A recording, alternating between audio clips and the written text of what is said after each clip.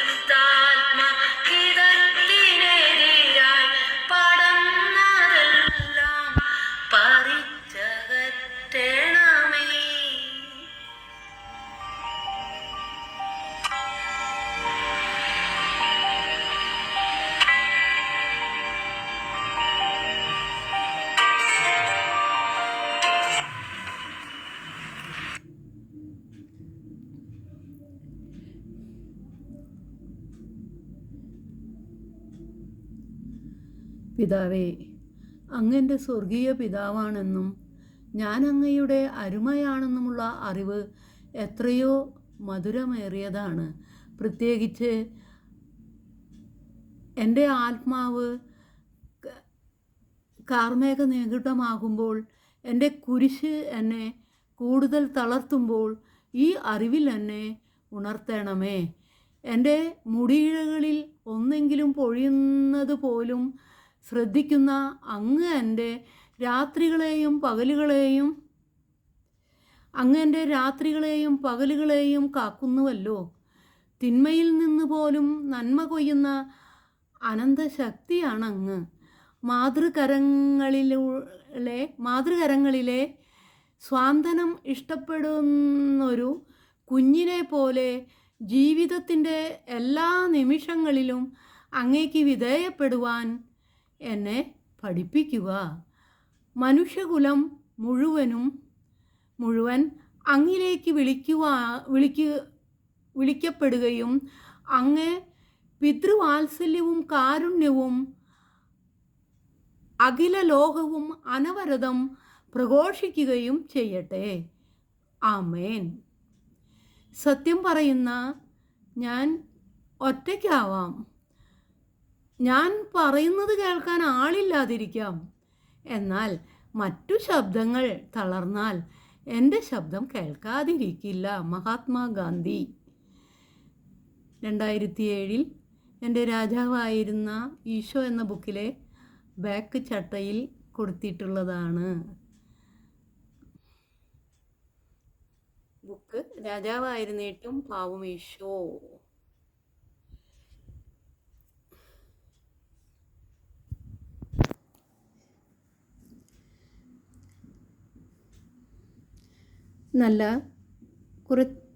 നല്ല സന്ദേശങ്ങൾ. മക്കൾക്ക് വേണ്ടി ധനം സമ്പാദിച്ചു വയ്ക്കുന്നതിനേക്കാൾ കർമ്മശേഷിയുള്ളവരായി വളർത്തുന്നതാണ് നല്ലത്. നിങ്ങൾക്ക് കിട്ടേണ്ടത് നിങ്ങളുടെ പ്രവൃത്തിയുടെ ഗുണമാണ്. അത് ആദ്യം ദൈവത്തിൽ നിന്നും കിട്ടണം. വീടിനും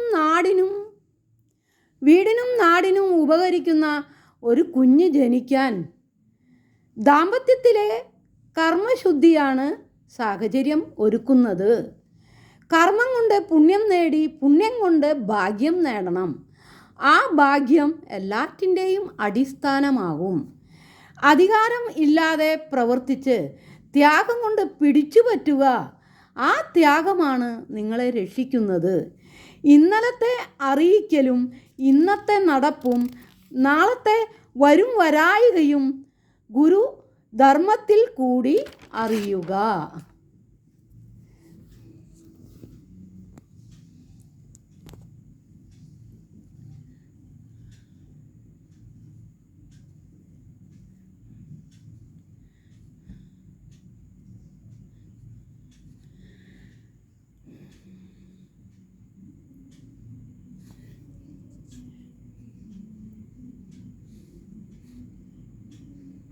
ഒരു പ്രദേശത്ത് 2 പ്രബലരായ പക്ഷിക്കൂട്ടങ്ങളുണ്ടായിരുന്നു. പകലിന്റെ ഭരണാധികാരികളായി കണക്കാക്കപ്പെട്ടിരുന്ന കാക്കകളും രാത്രിയുടെ നിശബ്ദ ശക്തികളായി കണക്കാക്കപ്പെട്ടിരുന്ന മൂങ്ങകളുമായിരുന്നു അത്. ഇരുകൂട്ടർക്കുമിടയിൽ കാലങ്ങളായി ശത്രുത നിലനിന്നിരുന്നു. അങ്ങനെയിരിക്കെ മൂങ്ങകൾ കാക്കകളെ ആക്രമിച്ചു. ആ യുദ്ധത്തിൽ മൂങ്ങകൾ കാക്കകൾക്ക് വലിയ നഷ്ടം വരുത്തി. കാക്കകളുടെ നേതാവിന് സാരമായി പരിക്കേറ്റു. അവരുടെ സഭയിൽ വല്ലാത്ത നിരാശയുണ്ടായി. അക്കൂട്ടത്തിൽ ബുദ്ധിമാനായ ഒരു കാക്ക തൻ്റെ കൂട്ടരോട് പറഞ്ഞു, യുദ്ധം ശക്തി കൊണ്ട് മാത്രമല്ല ജയിക്കുന്നത്, തന്ത്രം ഉപയോഗിച്ചും ജയിക്കാം. ഇനി നമുക്ക് അവരുടെ മേലിൽ ചതി പ്രയോഗിക്കണം. അങ്ങനെ ആ കാക്ക സ്വയം മുറിവേൽപ്പിച്ച് മൂങ്ങക്കൂട്ടത്തിലേക്ക് ചെന്നു. അവൻ പറഞ്ഞു, കാക്കകൾ എന്നെ പുറത്താക്കി, ഇനിമേൽ ഞാൻ നിങ്ങളുടെ വിശ്വസ്തനായിരിക്കും. ആദ്യം മൂങ്ങകൾക്ക് അവന് വിശ്വാസമായില്ലെങ്കിലും പിന്നീട് അവനെ കൂട്ടത്തിൽ ചേർക്കാൻ തീരുമാനിച്ചു. പകൽ മുഴുവൻ മൗനമായിരുന്ന കാക്ക രാത്രി സമയത്ത് മൂങ്ങകളുടെ കൂട്ടായ്മയും രഹസ്യവുമൊക്കെ മനസ്സിലാക്കി. അവൻ പതിയെ അതെല്ലാം കാക്കക്കൂട്ടത്തിന് കൈമാറുകയും ചെയ്തു. ഒരു ദിവസം കാക്കകൾ കൂട്ടമായി മൂങ്ങകളുടെ വാസസ്ഥലം ആക്രമിച്ചു. പകൽ സമയമായിരുന്നതിനാൽ മൂങ്ങകൾക്ക് ശക്തി കുറവായിരുന്നു. അവരുടെ അശ്രദ്ധ അവർക്ക് വിനയായിത്തീർന്നു. ശത്രുവിനെ അന്ധമായി വിശ്വസിക്കുന്നത് ഏറ്റവും വലിയ തെറ്റാണ്.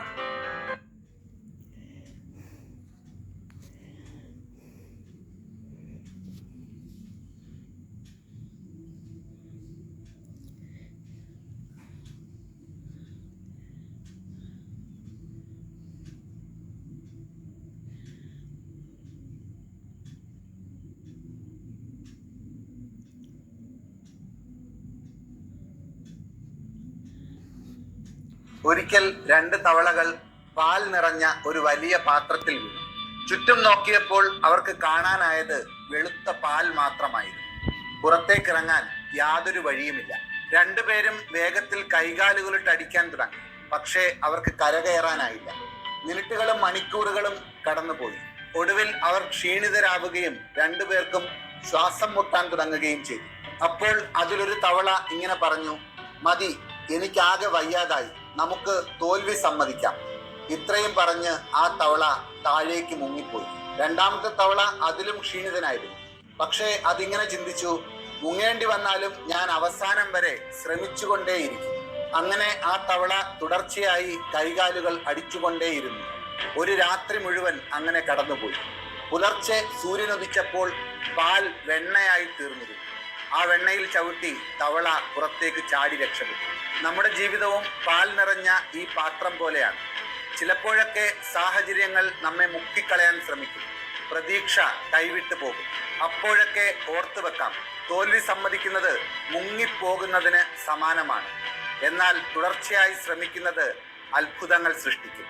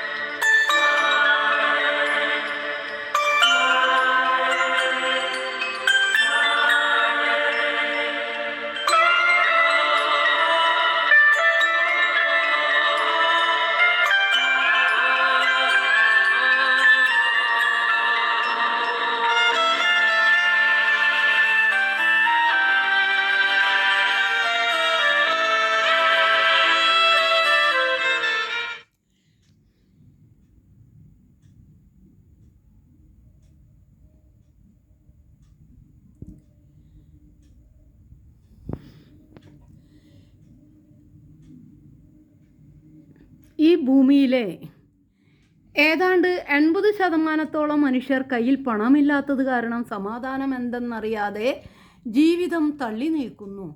ഈ 2 കൂട്ടരുടെയും ചിരികളൊക്കെ ആ സമാധാനക്കേട് മറച്ചുവെക്കുന്ന മുഖമൂടികൾ മാത്രം. മനുഷ്യനെന്ന പരിഗണന പോലും നൽകാതെ പലയിടത്തു നിന്നും ആട്ടിയിറക്കപ്പെടുന്ന സമനില തെറ്റിയ മനുഷ്യരുടെ ചിരി കണ്ടിട്ടുണ്ടോ? ആട്ടി അകറ്റുമ്പോഴും അല്ലാത്തപ്പോഴും ഒരുപോലെ ചിരിക്കുന്ന മനസ്സ്, തുറന്ന ചിരി.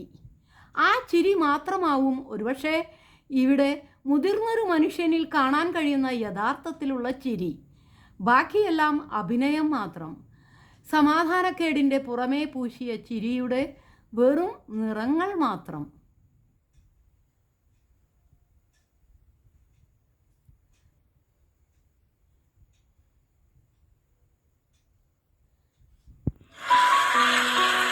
കർത്താവ് എൻ്റെ പ്രകാശവും രക്ഷയുമാണ്.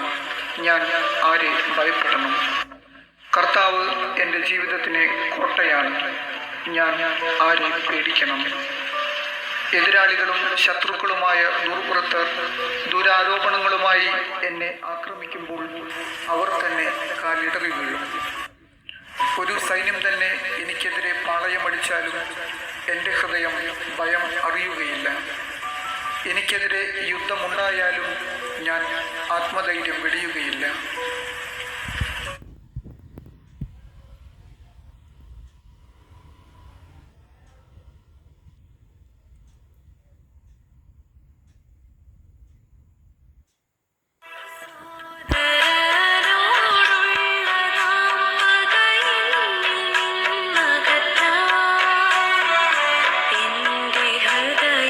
നിർമ്മലമായി നീ ഒരു കിരണേ